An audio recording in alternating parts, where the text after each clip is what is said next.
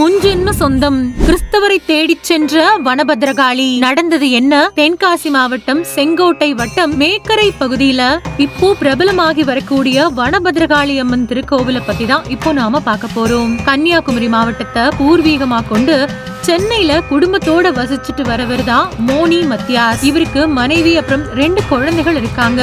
இந்த நிலையில வேற ஒரு தொழில் தொடங்கலாம் அப்படின்னு யோசிச்சவரு அடிக்கடி குற்றாலம் வரும்போது மேக்கரை பகுதியில தங்கறத வாடிக்கையா வச்சிருக்காரு. அங்க ஒரு இடம் வாங்க தீர்மானிச்சு 2016 வருஷம் இடத்தையும் வாங்குறாரு. இடத்தை வாங்கி அங்க ஒரு ரிசார்ட் கட்டுறதுக்கான பணிய தொடங்குறப்போ பல பிரச்சனைகள், இடர்பாடுகள், ஏற்கனவே இருக்கிற தொழில்கள்ல பிரச்சனை வருது.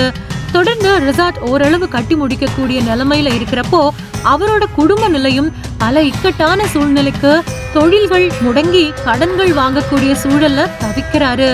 பசி தூக்கம் இல்லாம தவிச்சுக்கிட்டு இருக்கிற அவருக்கு ஒரு நாள் அதிகாலை வேலையில திடீர்னு ஒரு சத்தம் ஒண்ணு கேக்குது.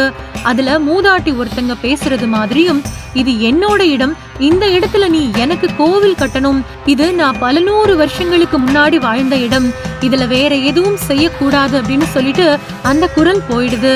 மனக்குழப்பத்தோட சில நாட்கள் கழிஞ்ச நிலையில அதுக்கு என்ன தீர்வு அப்படின்னு யார்கிட்ட கேட்கறது அப்படின்னு சிந்திச்சப்போ சித்தர் ஒருத்தர் ஞாபகம் வர அவர்கிட்ட போய் நடந்ததை சொல்ல அவரும் தன்னோட மானசீக தெய்வங்களை வேண்டி இவருக்காக கேட்டப்போ, இந்த பூமி ஒரு காலத்துல கேரள மாநிலத்துல இருந்துச்சு, அங்க வனபத்ரகாளி ஆலயம் இருந்துச்சு அப்படின்னு சொல்ல மறுபடியும் அந்த ஆலயத்தை அங்க கட்டணும், அதுவும் இவரு தான் கட்டணும், அவரால் தான் கட்ட முடியும், அதனாலதான் எங்கேயோ இருந்தவரு அங்க கூட்டிட்டு வந்து அந்த பூமியை வாங்க வச்சதா சொல்ல அப்போதான் மோனி மத்தியாசுக்கும் இதுக்கு முன்னாடி நடந்தது கொஞ்சம் கொஞ்சமா ஞாபகத்துக்கு வந்திருக்கு. கோவில் கட்டுறதுக்கு மனசளவுல ரெடி ஆயிட்டாரு. அது கூடவே சிலையோட வடிவம் பத்தி இந்த அம்மன் எப்படி இருக்கும் அப்படின்னு யோசிச்சு தூங்கக்கூடிய நேரத்துல இப்போ அமைஞ்சிருக்கக்கூடிய வனபத்ரகாளி அம்மன் அவருக்கு மனசளவுல காட்சி கொடுக்கறாங்க.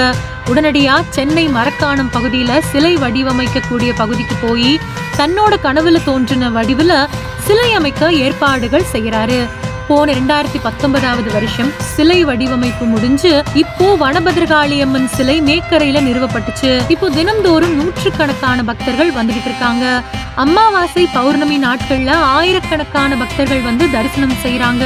இறை அன்பர்கள் உதவியோட வரக்கூடிய பக்தர்களுக்கு அன்னதானமும் கொடுத்துட்டு வராரு மோனி மத்தியாஸ். கிறிஸ்தவரான ஒருத்தர் குடும்பத்தோட சேர்ந்து வனப்பகுதியில வனபத்ரகாளிய பிரதிஷ்டை பண்ணி வழிபட்டுட்டு வர்றது வியப்பிலும் வியப்பா இருக்கு. இது நிச்சயமா காளியோட அருள் இல்லாம வேற எதுவுமே இல்லை அப்படின்னு தான் சொல்லணும்.